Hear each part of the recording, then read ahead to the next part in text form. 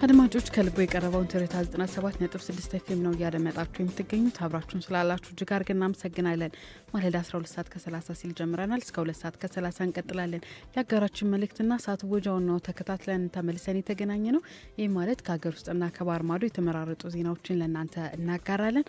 ሀገራዊ ጉዳዮችን በቀዳሚነት እንመለከታለን። የሰኔ ወር የዋጋ ግሽበት ካለፈው ዓመት ተመሳሳይ ወቅት ጋር አንድ ሆኖ መመዝገቡ ተነገረም። የኢትዮጵያ ስታቲስቲክስ አገልግሎት ይፋ ባደረገው አዲስ መረጃ መሰረት የሰኔ ወር 2018 ዓ.ም አጠቃላይ የሀገሪቱ የዋጋ ግሽበት 13.9 በመቶ ሆኖ መመዝገቡ ተገልጿል። አዙ ካለፈው ዓመት ተመሳሳይ ወቅት ጋር ማለትም በሰኔ ወር 2017 ዓ.ም ከተመዘገበው የዋጋ ግሽበት ጋር ተመሳሳይ እንደሆነ ተመላክቷል። በሪፖርቱ መሰረት ለዋጋ ግሽበቱ ከፍተኛ ድርሻ የያዘው የምግብና አልኮል ያልሆኑ መጠጦች ዘርፍ ሲሆን የዋጋ ጭማሪው 15.1 በመቶ ደርሷል። ለዚህም በዋናነት ምክንያቱ እንደ አትክልትና ፍራፍሬ፣ ስጋ፣ የወተት ተዋጽኦችና እንቁላል እንዲሁም የምግብ ዘይትና ስኳር ያሉ የዕለት ተዕለት የምግብ ሸቀጦች የዋጋ ንረት መሆኑ ተጠቅሷል። በሌላ በኩል ምግብ ነክ ያልሆኑ ዘርፎች የዋጋ ግሽበት ጠቅላላው 12.2 በመቶ ሆኖ መመዝገቡን የስታቲስቲክስ አገልግሎት መረጃ ያመለክታል። ተመካካሪዎች በአብይና ንዑሳን ቡድኖች ተከፋፍለው በሀገራዊ ምክክር ጉባኤ በአጀንዳዎች ላይ እየመከሩ መሆኑን ኮሚሽኑ አስታውቋል። በሀገራዊ ምክክር ጉባኤው ተመካካሪዎች በ8 አብይና 80 ንዑሳን ቡድኖች ተከፋፍለው በ8 አጀንዳዎች ላይ ምክክር እያደረጉ መሆኑን የኢትዮጵያ ሀገራዊ ምክክር ኮሚሽን አስታውቋል። ኮሚሽነር አምባሳደር መሐመድ ዲረር በሰጡት መግለጫ 4000 ተመካካሪዎች የያዘው የሀገራዊ ምክክር ጉባኤ 500 አባላት ባሉ 8 አብይ የስራ ቡድኖች ተከፍለው በአጀንዳዎች ላይ እየመከረ መሆኑን ገልጸዋል። እያንዳንዳቸው አብይ የስራ ቡድኖች ወደ 250 አባላት ወዳላቸው ሁለት ስልታዊ ቡድኖች መከፈላቸውም ተጠቁሟል። 250 ተመካካሪዎችም የተያዙት ስልታዊ ቡድኖች ደግሞ 50 ተመካካሪዎችን ወደ ያዙ 5 ንዑስ ቡድኖች ተከፍለው በመጨረሻም 50 አባላት ያላቸው ቡድኖች 10 አባላት ወዳሏቸው 5 ቡድኖች ተከፋፍሏል። ይህም በአጠቃላይ 80 ንዑሳን ቡድኖች እንዲኖሩ በማድረግ ቡድኖቹ በ8 አጀንዳዎች ላይ እየመከሩ መሆኑም ተገልጿል። 160 አመካካሪዎችና 256 ቃለ ጉባኤ ጸሐፊዎች መሰማራታቸውም ተጠቁሟል። ከውጭ ናይጄሪያና ጋና በደቡብ አፍሪካ በሚኖሩ የአፍሪካ ሀገራት ዜጎች ላይ የሚሰነዘረውን ጥቃትና ተቃውሞ በመቃወም ጉዳዩ በመጪው የአፍሪካ ህብረት ጉባኤ አጀንዳነት እንዲያዝ ጠየቁም። የሁለቱ ሀገራት የውጭ ጉዳይ ሚኒስትሮች በላይቤሪያ በተካሄደው የኢኮዋስ ስብሰባ ጎን ለጎን ባደረጉት ውይይት በደቡብ አፍሪካ በአፍሪካውያን ላይ የሚፈጸመው ጥላቻና እንግልት የአፍሪካ አንድነት ውህደት የሚጎዳ ነው ሲሉ ኮንነዋል። በደቡብ አፍሪካ ህገወጥ ስደተኞች እስከ ሰኔ 30 2018 ዓ.ም ድረስ ሀገሪቱ ለቀው እንዲወጡ ከተሰጠው ማስጠንቀቂያ በኋላ በተከሰተው ሁከትና ተቃውሞ ሳቢያ በ10 ሺዎቹ የሚቆጠሩ ስደተኞች ከሀገሪቱ እየወጡ ይገኛሉ። የሁከቱ ሰለባ የሆኑ ከ1400 በላይ ናይጄሪያውያንና ወደ 1000 የሚጠጉ የጋና ዜጎች ወደ ሀገራቸውም ተመልሰዋል። ናይጄሪያና ጋና የአፍሪካ ህብረት ቀደም ማስጠንቀቂያዎችን እንዲሁም ዲፕሎማሲ መፍትሄዎችን በመጠቀም ተመሳሳይ ጥቃቶች ከመከሰታቸው በፊት የሚያስቆምበት ጠንካራ አሰራር እንዲዘረጋ የጠየቁ ሲሆን ናይጄሪያ በደቡብ አፍሪካ ንብረታቸው ለወደመባቸው ዜጎቿ ካሳ እንዲከፈል እንደምትጠይቅም ማስታወቋን አፍሪካ ኒውስ ዘግቧል። በመጨረሻም የአሜሪካው ፕሬዚዳንት ዶናልድ ትራምፕ በካናዳ ላይ ተጨማሪ 50 በመቶ የታሪፍ ጭማሪ አደረጉም። ዋይት ሀውስ ባወጣው መግለጫ አዲሱ የታሪፍ ጭማሪ የተጣለው ካናዳ በአሜሪካ የአውቶሞቢል፣ የወተት ተዋጽኦና የአልኮል መጠጦች ኤክስፖርት ላይ የምትከተለውን ያድሎ የተሞላበት አሰራር ለመቅጣትና የአሜሪካውያን አምራቾችን ለማበረታታት እንደሆነ አስታውቋል። ይህ ውሳኔ በ30 ቀናት ውስጥ እንደሚተገበር የተገለጸ ሲሆን የኃይል አቅርቦቶች፣ የማዕድን ምርቶችና የአሳ ምርቶች የመሳሰሉትን አያካትትም ተብሏል።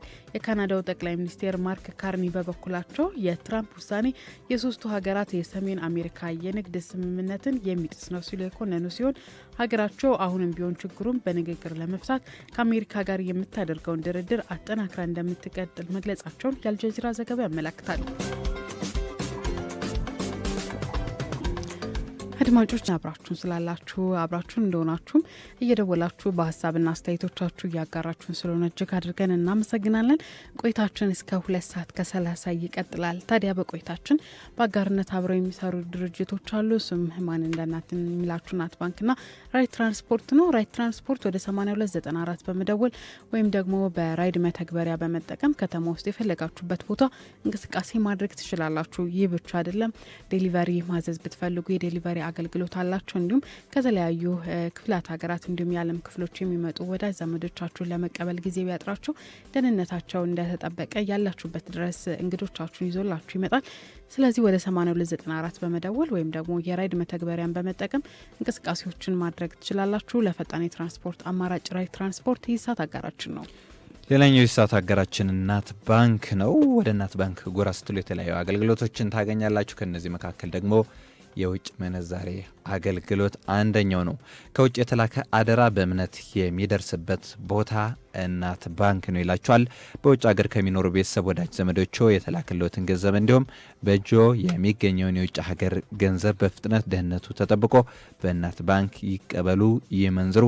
በፈጣን አስተማማኝና ዕለታዊ የውጭ ምንዛሬ ተመን አገልግሎታችን ገንዘቦ ላሰቡት ዓላማ ይደርሳል። ሁሌም ልናገለግለው ዝግጁ ሆነን እንጠብቃችኋለን። በአዲስ አበባና በክልሎች ወደ ቀረቦት የባንክ ቅርንጫፎች ጎራ ይበሉ። ከእናት ባንክ የውጭ ምንዛሬ አገልግሎትን ያገኛሉ።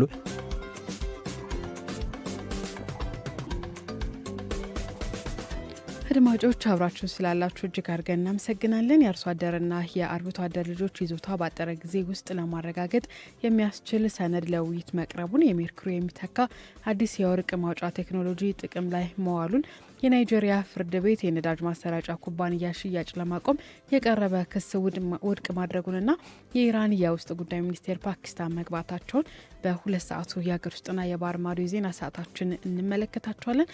ሀገራዊ ጉዳዮችን ቀዳሚ በማድረግ እንጀምራለን። የአርሶ አደርና የአርሶ አደር ልጆች ይዞታ በአጠረ ጊዜ ውስጥ ለማረጋገጥ የሚያስችል ሰነድ ላይ ውይይት መደረጉን የአዲስ አበባ ከተማ መሬት ልማት አስተዳደር አስታውቋል። የመብት ፈጠራና ይዞታ አገልግሎት ዘርፍ የአርሶ አደርና የአርሶ አደር ልጆች ይዞታ የማረጋገጥ ሂደት በአጭር ጊዜ ውስጥ ለማጠናቀቅ እንደሚያግዝ በታመነበት ሰነድ ላይ ውይይት ማካሄዱ ተገልጿል። የዘርፉ ምክትል ቢሮ ኃላፊ ኢንጂነር ወንደሰን ባንጃው ለአገልግሎት ፈላጊዎች የተሟላና ፍትሐዊ አገልግሎት ለመስጠት ሕጎችና ደንቦችን በሙሉ አቅም ተግባራዊ ማድረግ እንደሚገባም አሳስቧል። አገልግሎቱን ቀልጣፋ፣ ግልጽና ሕጋዊ ለማድረግ ከሌሎቹ ተዛማጅ ዘርፎች ጋር በቅንጅት ለመስራት አቅጣጫ መቀመጡም ተጠቁሟል። ሙሉ ሰነድ ሳይኖራቸው መብት እንዲፈጥርላቸው የሚቀርቡ አመልካቾች በዘርፉ ላይ የስራ ጫና እያፈጠሩ መሆናቸውም ተመላክቷል።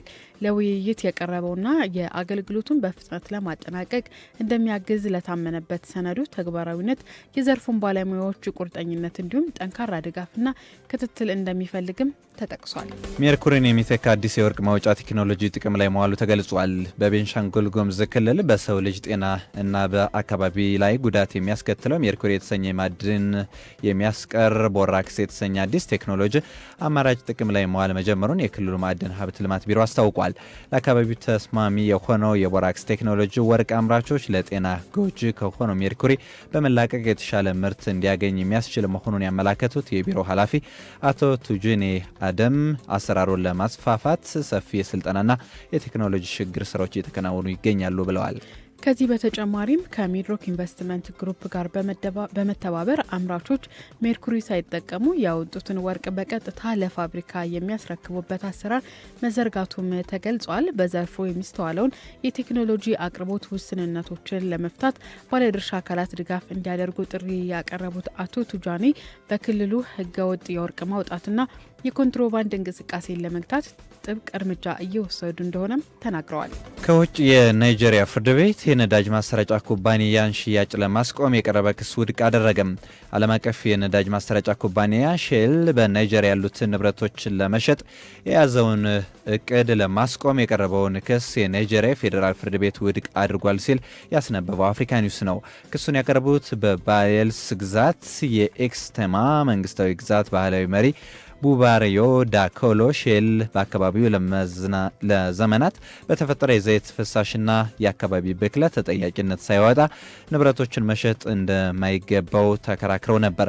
ሆኖም ፍርድ ቤቱ ክሱን ባቋረጠበት ውሳኔው ሼል ኩባንያ የጀመረውን የንብረት ሽያጭ ሂደት እንዲቀጥል መንገድ ፈቅዷል። ኩባንያው በ2025 በኒጀር ዴልታ ያሉትን የመሬት ላይ የነዳጅ ስራዎችን ለአንድ የናይጄሪያ ባለሀብቶች ጥምረት መሸጡን አስታውቆ ነበር። የኩባንያው ዓላማ መሬት ላይ ካሉ ስራዎች ይልቅ በባህር ላይ ያሉ የነዳጅና የተፈጥሮ ጋዝ ፕሮጀክቶች ላይ ትኩረት ማድረግ መሆኑን ገልጿል። በሌላ በኩል የአካባቢው ነዋሪዎች፣ የአካባቢ ጥበቃ ተሟጋቾች ሼል በኒጀር ዴልታ ለብዙ ዓመታት የተፈጠሩ የዘይት ፍሳሾችና የአካባቢው ጉዳቶችን ሙሉ በሙሉ ሳያስተካክል ከአካባቢው መውጣቱ ለተጎጂ ማህበረሰቡ ካሳ ሳይሰጡ እንዳይወጡ በማለትም ተቃውሟል። ሼል በበኩሉ በህግ የተጣለበትን የአካባቢ ማጽዳትና የካሳ ኃላፊነት ከሽያጭ በኋላ ቢሆን እንደማያስቀር ማመላከቱን አፍሪካ ኒውስ ዘግቧል። በመጨረሻም የኢራን የውስጥ ጉዳይ ሚኒስተር እስካንዳር ሞሜኔ ፓኪስታን መግባታቸው ተገለጸ። ሚኒስተሩ ኢስላማባድ ሲደርሱ የፓኪስታኑ አቻቸው ማሲን ናቃቢ ተቀብለዋቸዋል። የፓኪስታኑ ጠቅላይ ሚኒስተር ሻህባዝ ሻሪፍና ወታደራዊ አመራሮቻቸው እንደሚያነጋግሩም ይጠበቃል። አሜሪካና ኢራን ወደ ዳግም ጦርነት በተመለሱበት በዚህ ወቅት የሚያደርጉት ጉብኝት ይፋዊ የዲፕሎማሲያዊ እንቅስቃሴ ተደርጎ ተቆጥሯል። ሀገራቱን በማደራደር ከዋነኞቹ መካከል የምትጠቀሰው ፓኪስታን ሀገራቱን ዳግም ወደ ድርድር ጠረጴዛው ማምጣት ይቻላት ይሆን የሚለው ምላሽ የሚጠበቅ ነው። አደራዳሪዎቹ በአሜሪካና በኢራን በኩል ዳግም የተጀመረው ጦርነት የዲፕሎማሲያዊ መፍትሄ ጥምረታቸውን ፈታኝ አድርጎባቸዋል። በቅርቡ ከአሜሪካም ሆነ ከኢራን የሚመጡ ዛቻዎች የገልፍ ሀገራቱን ጦርነቱን በአስቸኳይ ይቁም፣ ድርድርም ዳግም ይጀመር በሚል ጥሪን ምላሽ አሳጥቶታል ሲል የዘገበው አልጀዚራ ነው።